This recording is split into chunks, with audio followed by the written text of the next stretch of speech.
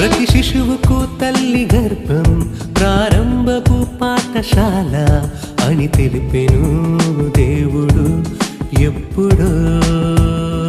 యోహాను తల్లి గర్భమందు మరియ వందనం వినగానే గంతులేసెను గర్భంలో అప్పుడే. గర్భంలోనే గుర్తించిన దేవుని కుమారుడు యేసు కంటే ముందుగా వచ్చినాడితడు. గర్భంలోనే గుర్తించిన దేవుని కుమారుడు యేసు కంటే ముందుగా వచ్చినాడితడు. లోకంతో పని ఎందుకు తనకు, దేవుని పనులే ముఖ్యం తనకు. క్రీస్తు సువార్తను స్థిరపరచుటకు పరలోకం కొరకు. లోకంతో పని ఎందుకు తనకు, దేవుని పనులే ముఖ్యం తనకు. క్రీస్తు సువార్తను స్థిరపరచుటకు పరలోకం కొరకు.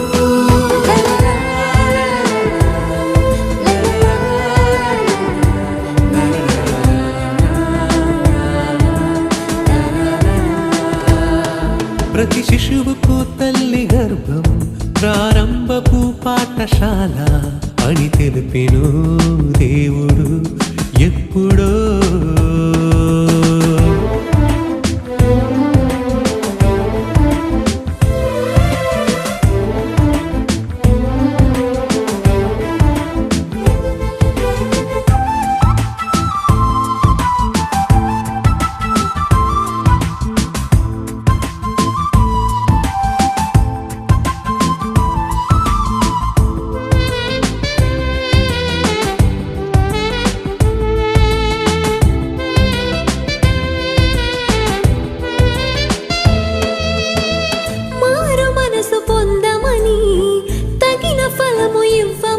బాప్తిస్మమే ఇచ్చిన యోహాను ఇతడే.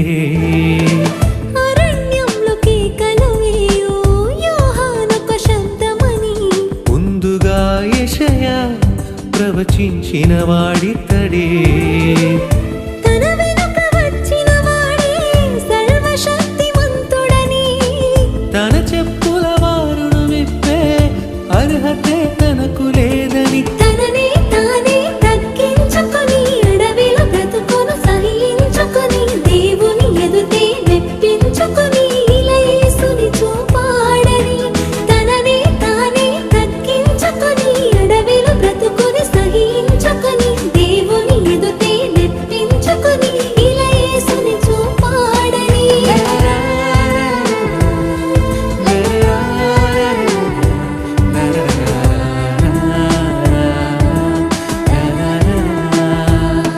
ప్రతి శిశువుకు తల్లి గర్భం ప్రారంభపు పాఠశాల అని తెలిపెను దేవుడు ఎప్పుడో.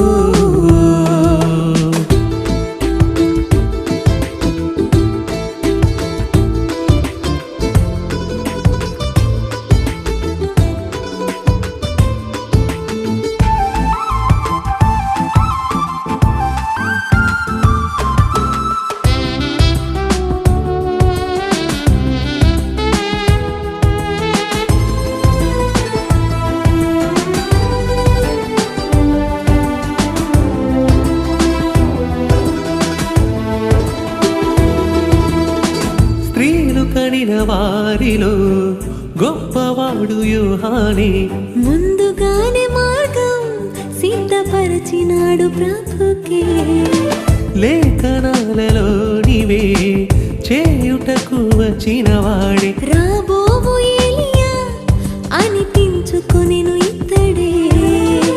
లోక పాపములను మోసే గొర్రె పిల్ల ఇతడే అని ప్రభువు గూర్చి సాక్ష్యమిచ్చి శిష్యులను ప్రభుతో పంపి. తండ్రుల హృదయము పిల్లల వైపుకు, పిల్లల హృదయము తండ్రుల వైపుకు, మనుషుల హృదయము దేవుని వైపుకు త్రిప్పెను చివరకు. తండ్రుల హృదయము పిల్లల వైపుకు, పిల్లల హృదయము తండ్రుల వైపుకు, మనుషుల హృదయము దేవుని వైపుకు త్రిప్పెను చివరకు.